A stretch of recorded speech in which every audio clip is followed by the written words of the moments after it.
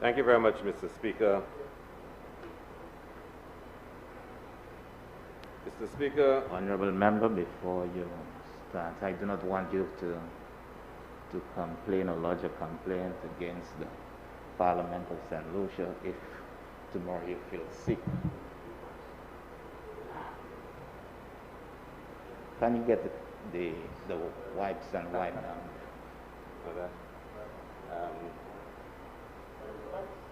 Yeah.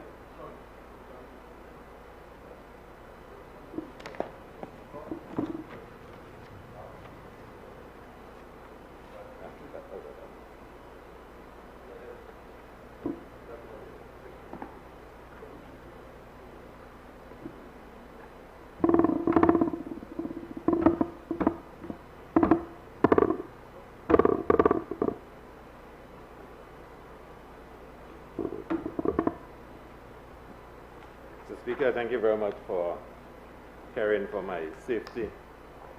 Mr.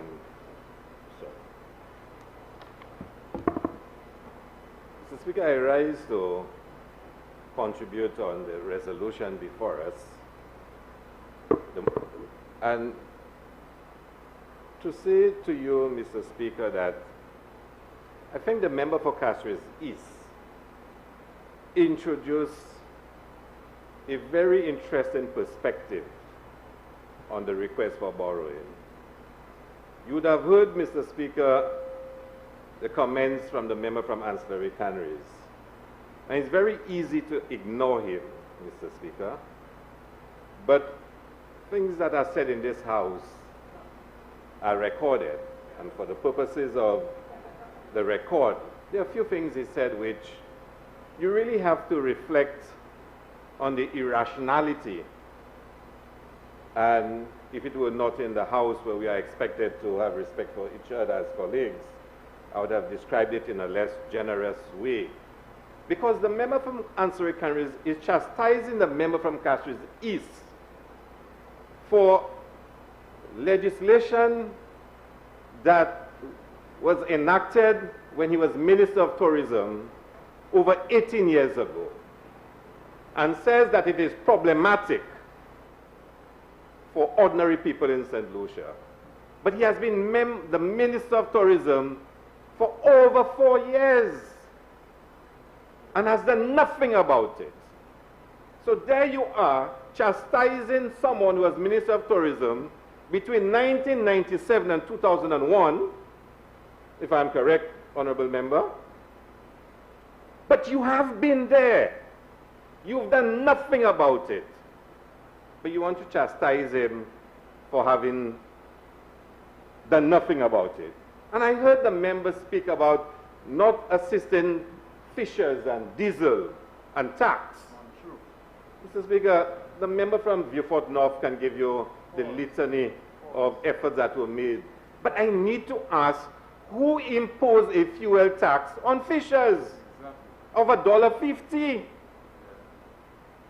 Is it amnesia, Mr. Speaker? It is this government that imposed a fuel tax on fishers. Yes. There are no, listen to this. This is a road tax to repair roads. And I dare the member from Ancillary Canneries to show me one road out in the wide ocean. Fishers are paying tax on fuel to fix roads out at sea. That's how irrational it is. That's how irrational it is. It is not, they are the fishers, of course they are using roads, but let them pay the tax on fuel they buy for the vehicles that traverse the roads, not for going out to sea. I mean, if you cannot even see the simple sense in that, it tells you something, Mr. Speaker. Yeah. And the accusation that the Labour Party was giving preference to big corporations. Are we serious in this House? I mean, this is bold-faced misinformation and spinning. There is no government that has acted more against the interests of the people of St. Lucia in favor of foreigners and friends than this present government. No other government. And let me tell you, we've been critical of Sir John Compton. Substantiated, Cabot, DSH, Ojo Labs, galaxy, range. I can give you example after example of actions taken by this government. You want me to substantiate it? Okay, Mr. Speaker. Mr. Speaker. You don't want me to? You're not responding to the honorable member. No, that's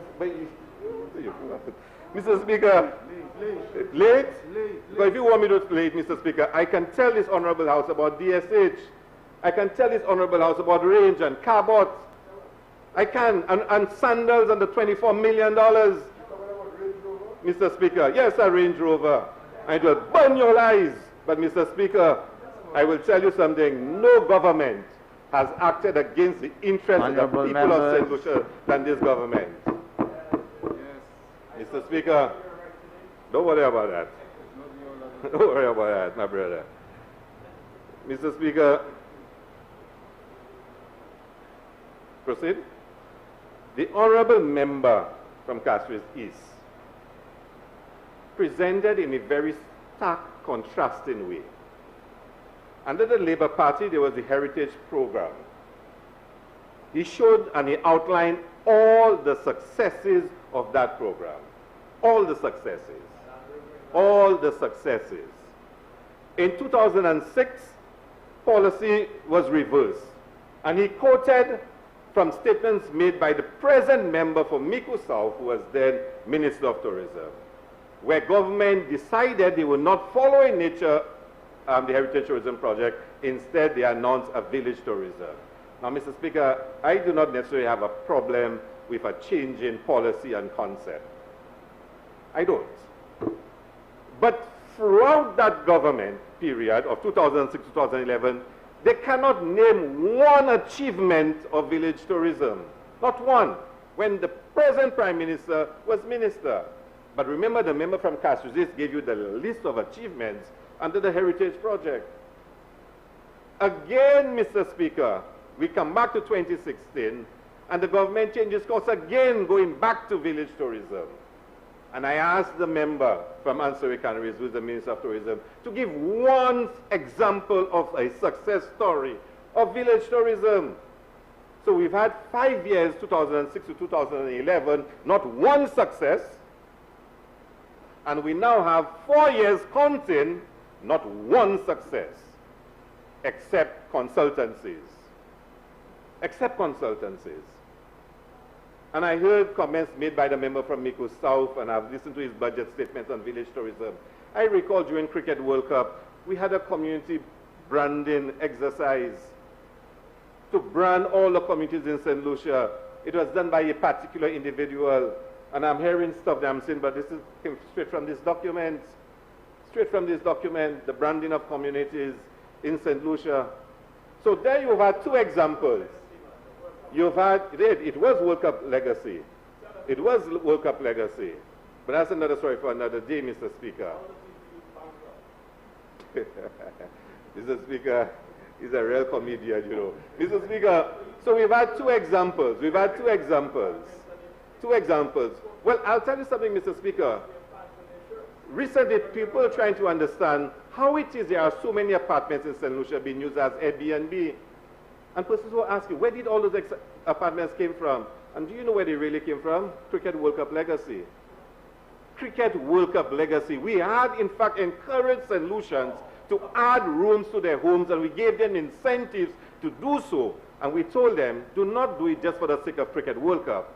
But we were dreaming and visioning of a tourism where St. Lucians would be welcoming guests to live in their homes and do it if you were thinking of long-term investment, Mr. Speaker. And now many St. Lucians have rooms that they're offering as part of the Airbnb product, Mr. Speaker. So the member from Ansari Canaries cannot point to one success story of village tourism, not one, after 2 terms of this government experimenting with the concept. Now, I'm not saying it's necessarily a bad concept. I'm not saying that. But there's a lot more talk than action. A lot more bluff and spin than genuine expression of intent, Mr. Speaker. And this is the problem that this government faces, Mr. Speaker. Because pre-COVID, Mr. Speaker, when you really reflect on it, there's not much that has been achieved in the tourism sector. Not much. I will say, Mr. Speaker, that we've had continuous increases in tourism arrivals. That's a fact. No one who is sincere can stand and say we did not have increases in tourism arrival.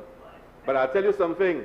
If you go back and look at the social economic review, those increases started as far back as 2011. As far back under the previous Minister of Tourism, non-Theophilus, we had increases in tourism arrival year on year on year. This government came in, I think there was only 1 year, Mr. Speaker, there was a decline. And if truth be told, and maybe I'll give a little concession to the Prime Minister, maybe I'll give a little concession to him. It probably started increasing in the latter months, Mr. Speaker, of the ending of the UWP term, because the whole world was experiencing a boom in tourism, Mr. Speaker. A lot of the increases we have in tourism in St. Lucia is not through our own organic efforts, Mr. Speaker. They are the results of global trends. Look at, Mr. Speaker, tourism throughout the world. It was increasing. St. Lucia, comparatively, was underperforming compared to other Caribbean islands. In my first budget debate, I presented the figures. Yes, St. Lucia had a constant increase, but almost every Caribbean island had it, and others had larger increases than us. So don't come and beat your chest and say I'm such a spectacular person and this government is doing so well, tourism is expanding. Mr. Speaker, in a previous life of this government, 2006-2011, millions of dollars were being paid to airlines to come to St. Lucia. And you heard a minister today, the member from Answer Can stand and talk about there were no airlines coming in. Millions were paid. When the Labour Party came in power in 2011, they stopped the payments to the airlines. And these are facts, Mr. Speaker. But if the tourism industry is doing so well, how many new hotels have been built since 2016? Tell me. The first budget address in this House, the Minister of Finance, a member from Miku South, announced that 6 hotels would start. 7? 7. Ridgely would have 3 hotels. Miku would have 2. Miku would have 2. About 6 hotels would be built, Mr. Speaker. The first budget address in this House. Not one has started. There was Sodton in for Galaxy last year, Mr. Speaker, as a hotel started in down in Canals. It's been built now? Well, I haven't been to Canals for a long while, but I didn't know a hotel is in fact been built in Canals right now. I'll go and visit there tomorrow. But I'm not sure any St. Lucia know that. Mr. Speaker, Black Bay, Mr. Speaker, it's been a lot of bluff. And I can never forget the by-election, was it the by-election for Janine Compton, when the present Prime Minister, member of Miku South, announced that about 6 hotels would start in Miku. You remember that member from Castrizis? You were there? Okay. Mr. Speaker, there is no success that the member from Answer Canris can point to. None. In the last 4 years, Mr. Speaker, the last 4 years for tourism, Mr. Speaker, the only success, the only thing that he can boast of, tourist arrivals, Mr. Speaker. And it's a fact, we've had tourist arrivals in St. Lucia, but they started long before he came, Mr. Speaker. Long before he came, Mr. Speaker. Mr. Speaker, I heard the member from Soufrière, Jacques, and he made a statement to the House. Mr. Speaker, with your kind permission, I stand on the point of order. Just to make a few, I don't mean to interrupt the member from Castries South, but there are a lot of inaccurate statements that has been made, which I must correct. Mr. Speaker, as it pertains to the point made by the member, that's a point of elucidation, which suggests that it's a point of order. Just have a seat and listen. Honorable member. Honorable member. Yeah. That's not for you. Guided by you, Mr. Speaker. So, as it relates to the point that St. Lucia is underperforming, Mr. Speaker, that is inaccurate. Mr. Speaker, world tourism in the year 2016 grew by 4%. Mr. Speaker, in St. Lucia, the growth was 7.9%. So clearly, Mr. Speaker, what we saw was that St. Lucia was growing at a pace that is faster than the world, clearly. So he's wrong. Mr. Speaker, while I wasn't the Minister of Tourism between 2007 and 2011, I'll tell you this. While the member for Castries South was dividing West Indies cricket, I worked in tourism. And I'll say to you this, that where we were, there was clearly a deficit in terms of the hotel rooms and the island's capacity. I made that point in my statement. To be able to service the rooms. And so, Mr. Speaker, we had to pay the MRGs to be able to get the rooms. But once we got to the stage where we felt that our airlift capacity was adequate, what did we say to Virgin? We said, no, we're not paying $20 million. And so, Mr. Speaker, it was always Honorable done. Member. Yes, Mr. If you Speaker. turn to your standing order as Minister of Tourism, you will know what to do. Beg your pardon? If you turn to the standing order as Minister of Tourism, you will know what to do. So Mr. Speaker, I just want to correct the member. That is fine. And that is fine. to admonish him to stay on course. I'm just saying to you. I know that he likes to fabricate. I'm so, saying Speaker, to you, Honorable keep it nice Member. and straight. Honorable Member. Yes, sir. I'm now saying to you, turn to your standing orders. Thank you, sir. And you know. Honorable Member, cast yourself. Continue, sir. Mr. Speaker, this is comical, you know. I never mentioned Virgin. I never said, Mr. Speaker, you need to correct the Honorable Member. I said during 2006 to 2011, government paid millions for airlines to come to St. Lucia. That's a fact. That's a fact, Mr. Speaker. But let's proceed, Mr. Speaker. So, I was making the point that the member from Soufrière, Foster Jacques, made a ministerial statement on the development in Gopito, Mr. Speaker. I am not going to say much about it because in the next few weeks, Mr. Speaker, I'm sure a lot of details will come out as to all the meetings that were held between ministers and the landowners that caused the decisions to be changed, Mr. Speaker. But that's not for now, Mr. Speaker. What I find disturbing, and I'm speaking, Mr. Swear, specifically as presiding officer, you notice that the member shared copies of letters of what transpired. But he only shared letters of what happened before 2016. So he shared Kenny Anthony's, the member from Beaufort South letter. He never shared one letter Honorable that Member. he referred to, Mr. Speaker. Honorable Member. Mr. Speaker. Honorable Member. Okay. What is the relevance between that statement and the borrowing? Yeah. I will explain, Mr. Speaker. Yeah, let me hear. Mr. Speaker. And it comes down, Mr. Speaker, to confidence in the information that you're getting. It comes down to confidence in the information. And I would like to see some of the letters referred to in the statement from under this government shared with us, Mr. Speaker.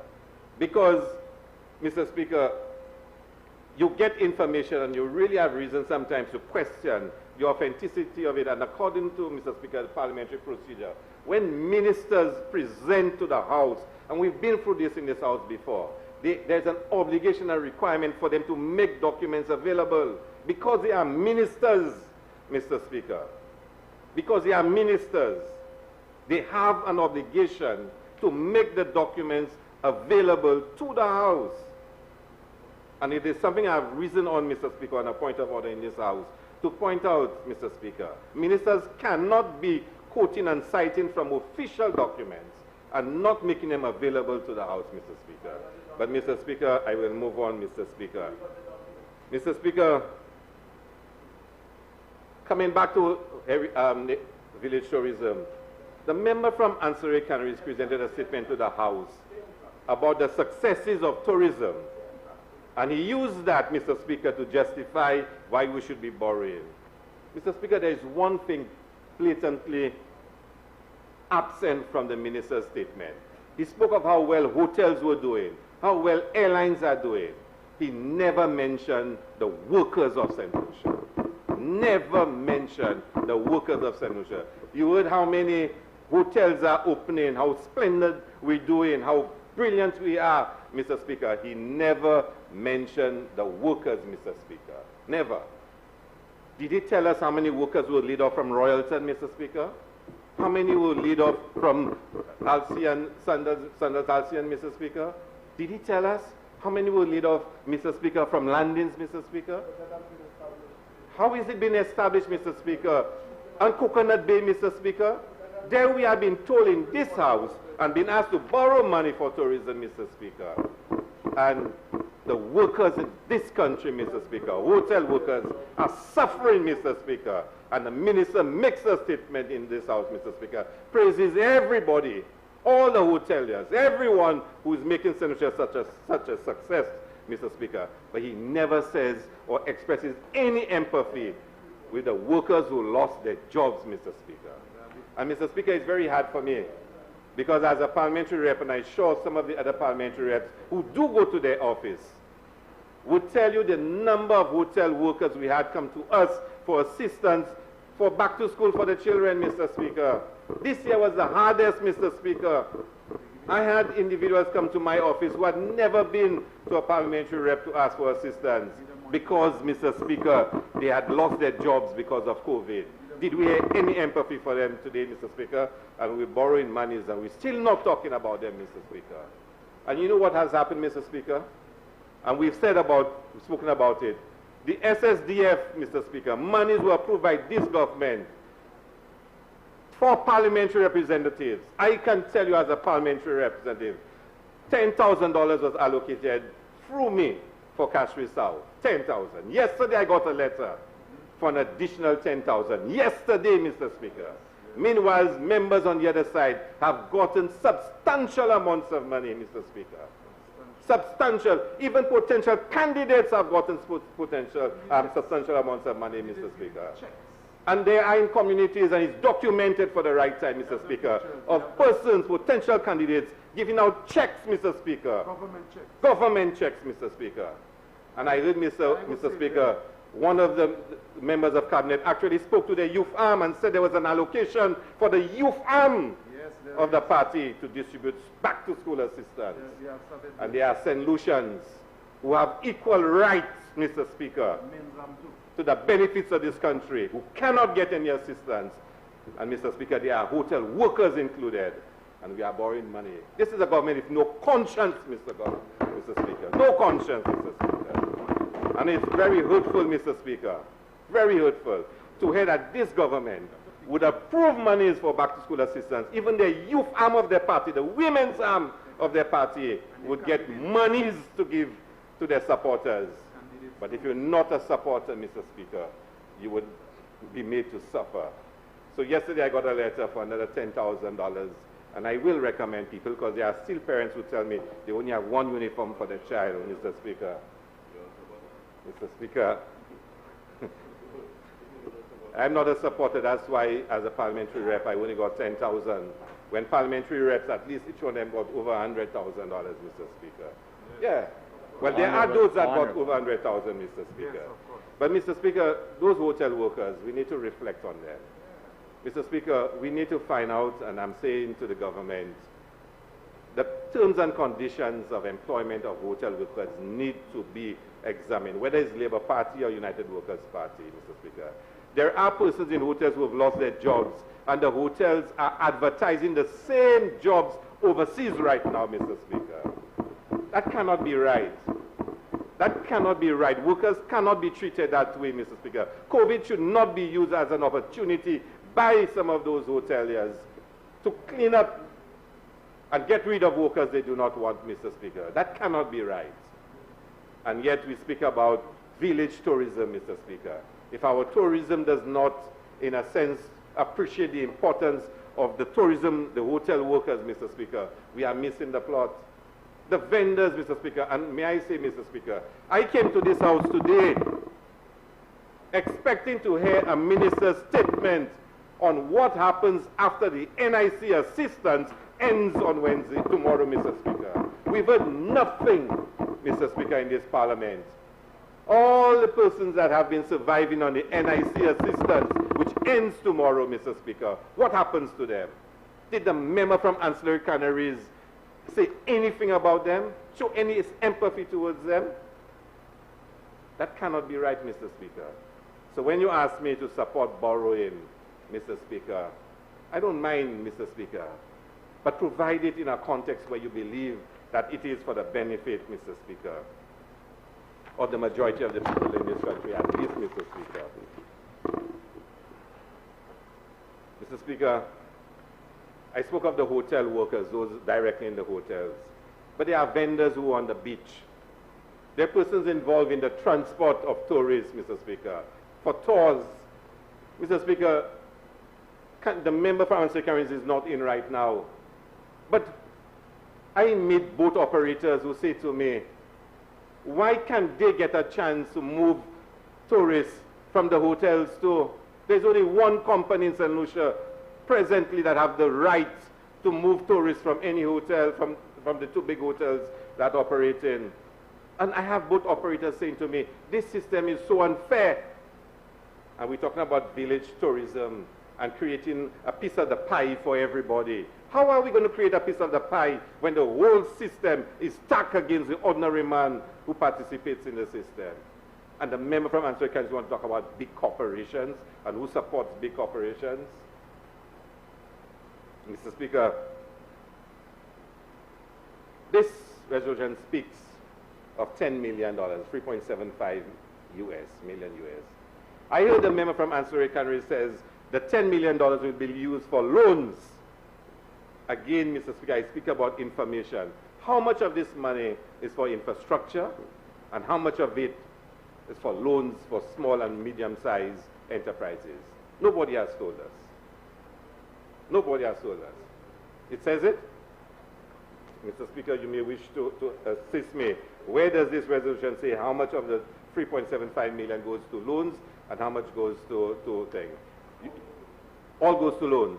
Then, Mr. Speaker, how could a resolution where all the money is going to loans for small and medium enterprises speak of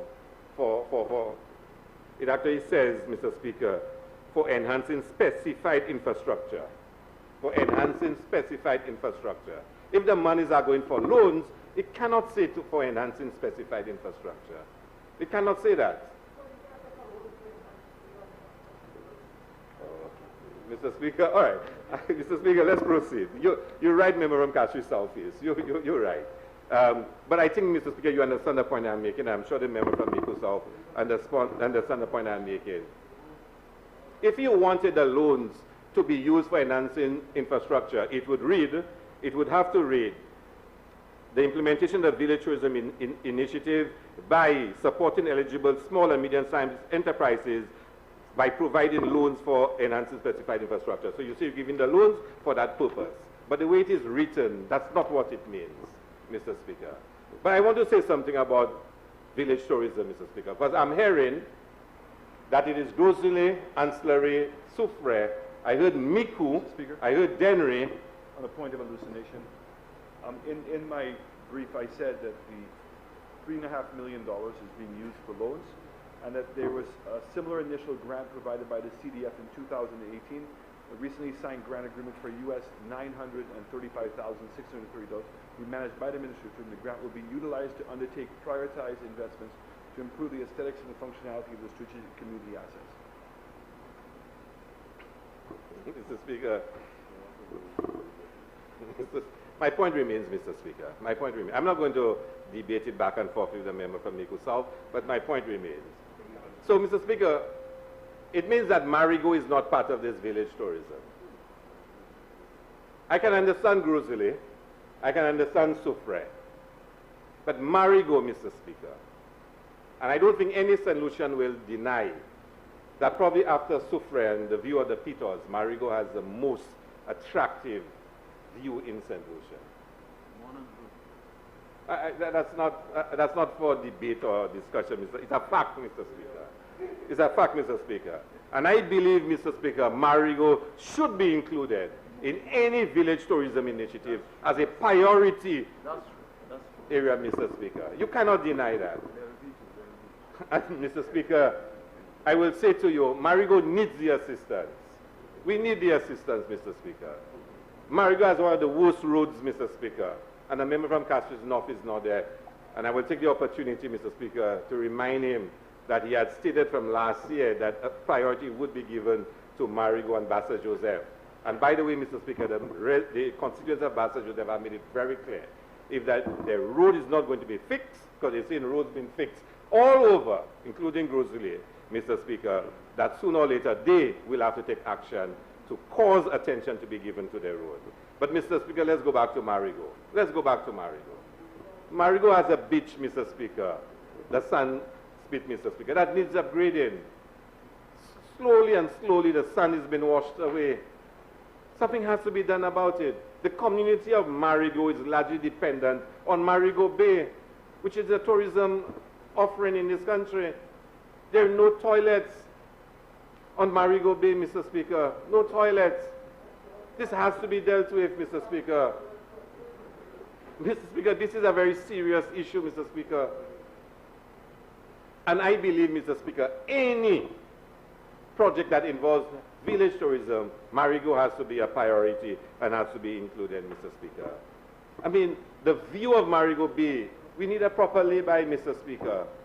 There was a private concern who had one, and I think it has gone out of business because of challenges the individual face, Mr. Speaker.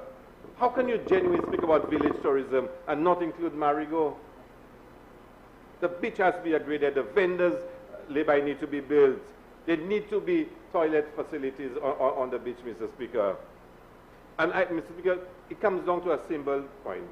You see, this borrowing, Speaker, the member from Castries is said that this is about electioneering, Mr. Speaker.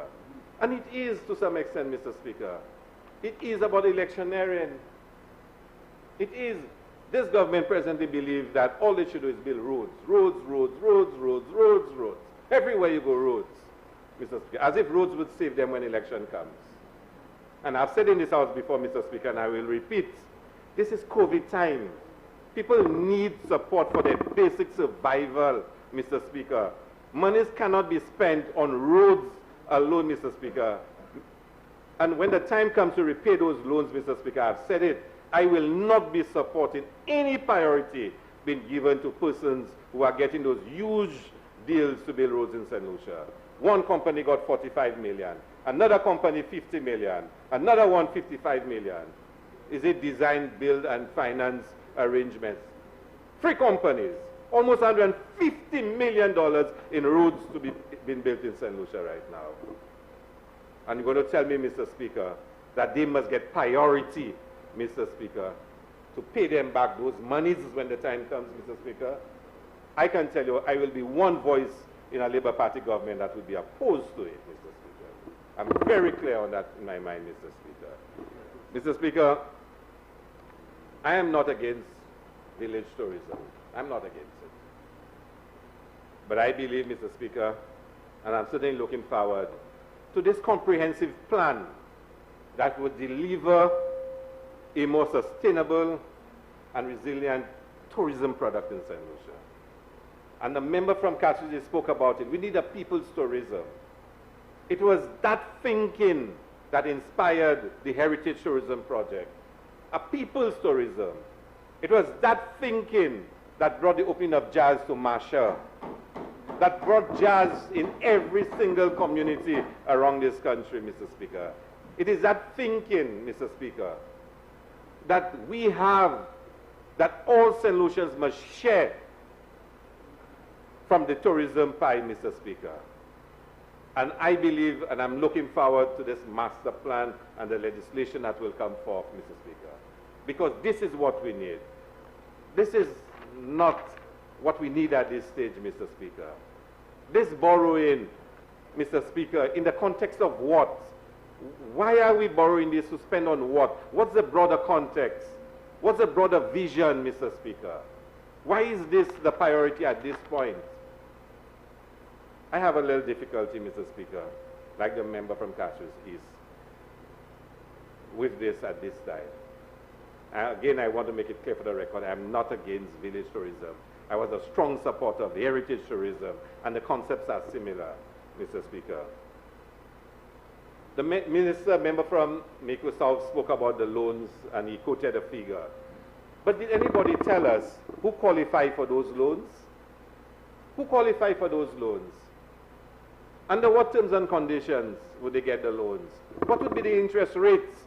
What is the maximum amount that can be borrowed, Mr. Speaker? This government is borrowing $10 million, and it's saying to us is to give loans to persons for village tourism. There is no concept yet. There is no legislation yet. There's no concept that has been presented. There's no plan that has been presented. There's no legislation that has been presented. But you're making $10 million available in loans. You cannot tell us, Mr. Speaker, what's the maximum loan that anyone can take? Under what rates of interest? Who qualifies? Is it only for first-time entrance into the tourism sector? Or is it for persons who already have guest houses? Is it for refurbishment of existing properties? What is it all about, Mr. Speaker? If you're going to tell us that $10 million will be used for loans for village tourism, you don't give me a concept, you don't give me a plan, you don't give me legislation. At least tell me who qualifies for the loans. And therefore, when I speak and I say that it's for electioneering purposes, then you can point out to me that this is not in fact the case. Mr. Speaker, whilst I support the concept, Mr. Speaker, I have a difficulty in supporting this borrowing at this time. Thank you very much.